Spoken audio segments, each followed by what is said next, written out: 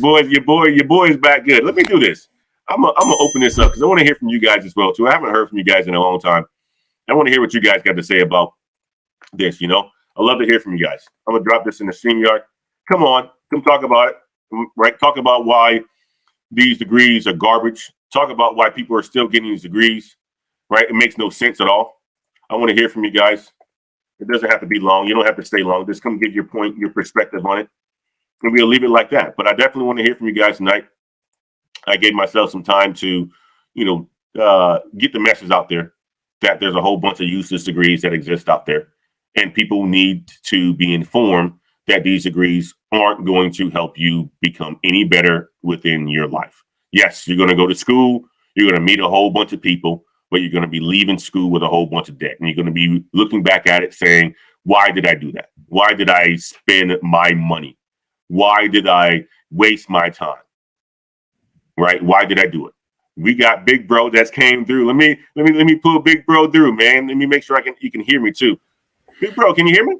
I can hear you. Can you hear me? I can hear you just fine, man. How you doing, man? Merry Christmas, brother. Merry Christmas to you. I'm doing all right, man. Just trying to get motivated, man. Winding up the year, trying to get motivated. I hear you, man. What you got on the topic, brother? I mean, I think you really just spelled it out. I think we need to be very intentional because college is expensive. I graduated in 1990. They were giving Pell Grants out like water. They don't do that anymore. So we need to be, like you said, very intentional. The other weird thing is, I'm just pivot just a little bit, is I always tease Gabe, hey, he's got a nuclear physics degree. I'm like, dude, you're doing computer science like me. I promise you that's much easier than being a nuclear physicist. I think he's a nuclear engineer or something, man. And I work with a ton of chemical engineers. I'm like, dude, computer science is much easier than all of that, man. Yeah. So, yeah, you're absolutely right. Both of them are hard degrees, but you're absolutely right. I'm like, I would think computer science is a lot easier than the nuclear physics. I promise you that. We don't have to guess. I promise you that. So I work with a lot of engineers, and they just said the money was in IT, so they all pivot. I work with a ton of engineers. I laugh. I go, dude, comp sci is much easier than all of that. So then two is, like you said, why would you now, you get social work or something, you leaving with $80,000 making $20 an hour, you ain't gonna never get caught. You ain't gonna never get caught up with interest. Don't get a forbearance, then you're gonna double it. Because people take a forbearance, that's like quadruple your interest rate, man. So you done. You physically you're done. You just working. That's right. That's exactly what it is. And for the rest of their life too. Trying to pay that back, knowing that you got that big monkey on your back that you have to pay back ultimately, or either you, like you said, forbearance, or you try to do something where you just don't pay it back at all. It's gonna F up your credit, right? I mean, it's just it's terrible. It's absolutely terrible, man. No, that's all I got. Like I said, use the blueprint. Like I tell people, you need to be intentional, do your research. And I tell people, the blueprint now for me is go to a local college, get all your, I call them BS, but all your well-rounded classes like psychology, sociology, then transfer, because most majors are 40 hours, 35 hours. So you taking 90 hours of just making well-rounded. You can knock all that out of the local college for a third of the price. So if you ain't stepping and barking and ski win, you might as well just stay at home and do a remote, man. I think that's really the blueprint.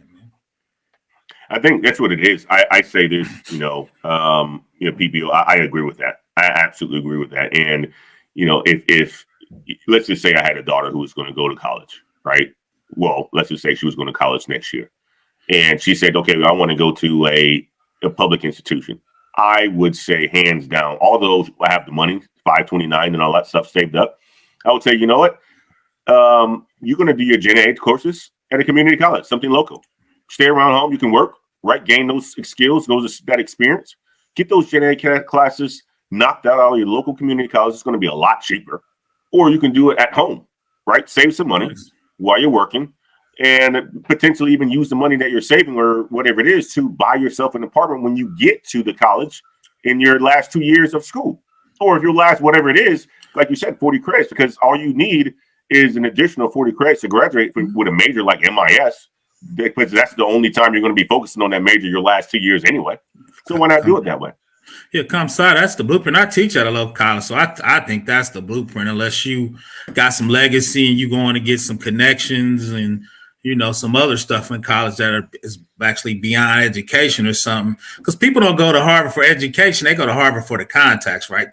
That's how they move. So you can meet those people. So when they move, you connected to them, right? So I think so. Like I said, I think that's the blueprint. Like you said, you can stay at home, knock them out, get you some experience. Because I think ComSci was like 42 credits. I'm like, so I got to take 90. I think I need 130 hours to graduate. So I took 90 hours of stuff. I could probably say I probably used 10% of that in my whole life.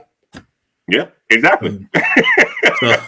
So that's the blueprint, man. So like you preaching it, that's what I'm preaching. So I mean, like I said, I teach at a local college, so I'm not just throwing this out randomly. And the one I did is all the big colleges around us, new people are going to locus. So every credit we got is going to transfer to a major college in Indiana. Where I teach at is a transfer to Purdue, which is a top 5 engineering, IU, Notre Dame. So every 98% of your credit is going to transfer. And so it's already been mapped out. So that's the blueprint. I hear that. And that's the way to do it. That's the way to do it. I'm going to pull up some other people in here, PBO. Stay here, brother. Cool. Man, there's just so much to unpack. I love how you're approaching this. For me, I'm a person who found that institutionalized education didn't work well for me. And so in figuring that out for me, I quickly found out that going to spend $40,000, $50,000, $60,000 on an institutionalized education for myself wasn't the route for me to take. However, I am an avid believer of education. And sought education to educate myself through going and acquiring the same books. My whole philosophy has always been, what's the difference between the person who takes the class and the person who reads the same book but doesn't have access to the class? I'm fortunate I have a very broad network, so I can tap people if I do have questions and need guidance. But I've made a very good career for myself in data analytics because I'm naturally an analytical person. And I've had those times where I've kind of been conflicted. Do I want to go back and get that education? Do I want the degree to say that I know what I'm doing? But in being the person who's been in the room when people are being hired or being interviewed and being like, wow, this person is coming with these degrees or with this educational background. And not to say that I'm smarter than them, but I'm competitive with them. I don't have to be smarter than you. I have to be able to compete. And so knowing that I'm competitive with these people, I'm like, yeah, I can't rationalize for myself unless there's something outside of the scope of what I do right now that I need additional education for. I can't rationalize going back to school to get a degree. It's like, okay, well, I've already hatched the chicken. So what am I going to go and put the live chicken under the hen to incubate it now? No, at this point, I have over 15 years of experience with data analysis and analytics. So it's now the onus is on me to be like, hey, I need to go into these certifications or I need to go into this boot camp because we're moving from SQL Server to Teradata. I need to know the differences in that language. And so I'll go and do a boot camp or I'll go and do a weekend training in that. But I'm not going to go and do 4 years of education to get that. To acquire that knowledge base because I have enough of a foundational knowledge that I can just build upon it. So I love the conversation of being a lot more intentional about if you're going the educational route, understand why you're going there. I love, I think it was a blind guy, his wife and their piece was, hey, you know what? We don't have to necessarily go into this field as our profession. We can go into it as a hobby. As I've told you, I'm working on a book. I knew I didn't want to be an author. There's not enough money in being an author for that, for me to go to school to learn how to write. Look, I'll pay somebody to edit and get the stuff that I miss grammatically. I'm okay with that. All right, you can pay me.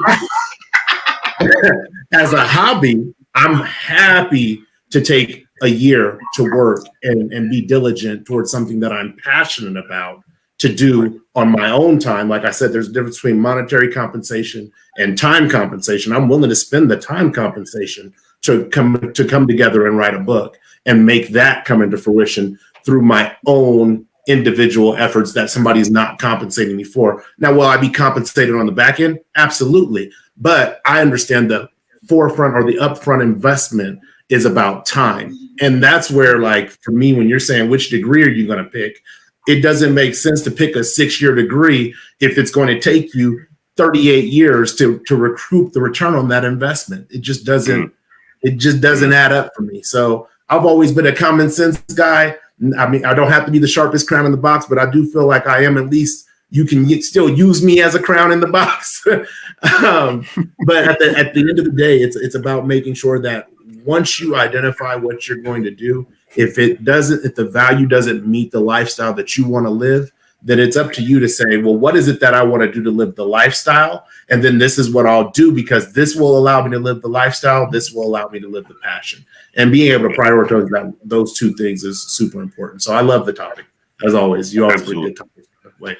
Absolutely, brother. I love the fact that you actually said that, right? There's other ways, other methods that you can actually learn and still have a stable career, right? And you've been in data analytics for the last 15 years, but that was something that you were able to do by, picking up the same sort of books that anybody else did in school. You saved yourself a whole bunch of money, and look at now, you're a millionaire, right? Oh, by the row, first row is a millionaire. My boy, you real estate millionaire as well out there. He's out there doing his things. My brother right here, and he's doing some wonderful things. It doesn't have the 4-year degree, right? So there's other ways that you can do it as well. Pick up a book, learn it. Get into the field, be persistent about it.